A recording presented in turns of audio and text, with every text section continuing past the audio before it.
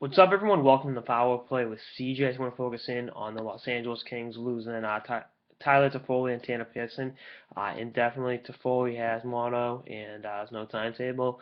And Tanner Pearson broke his fractured his fibula, which means he will be out for a long time.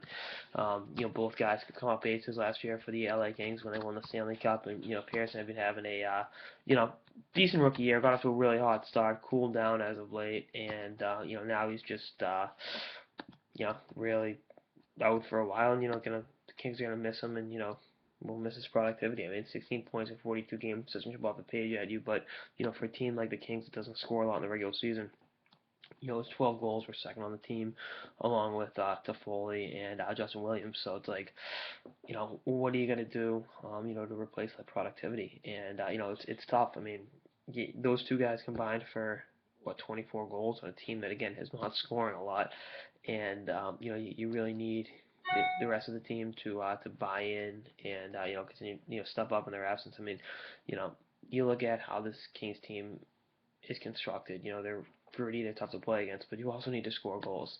And maybe with these two guys getting hurt, Mike Richards gets bumped up a line. Maybe he's able to produce. I mean, it can't be any worse than it already is for Richards, right?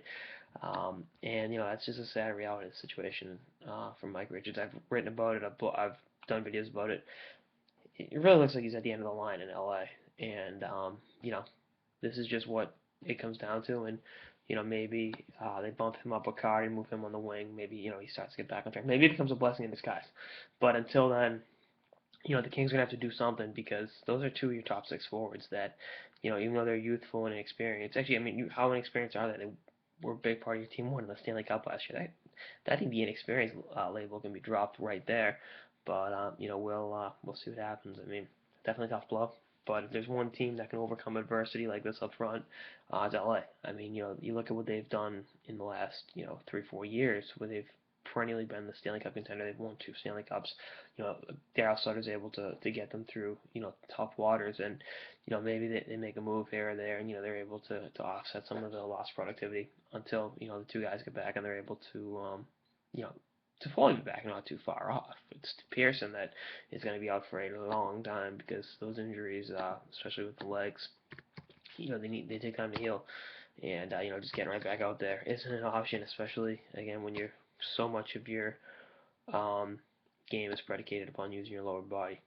You know, but we'll see what happens. Should be a very interesting situation to keep an eye on in Los Angeles. Definitely a dull moment with the Kings. They really are Hollywood's team. They're struggling in the regular season. They're turning it on in the playoffs. They're down in the series 3-0. They're up 3-0. It's never a dull moment at the Staples Center, which is more than you can say about the LA Lakers. So, ooh. Anyway, it's like an episode of the Power Play with CJ. Stay tuned for episodes for the season and beyond. Later, guys.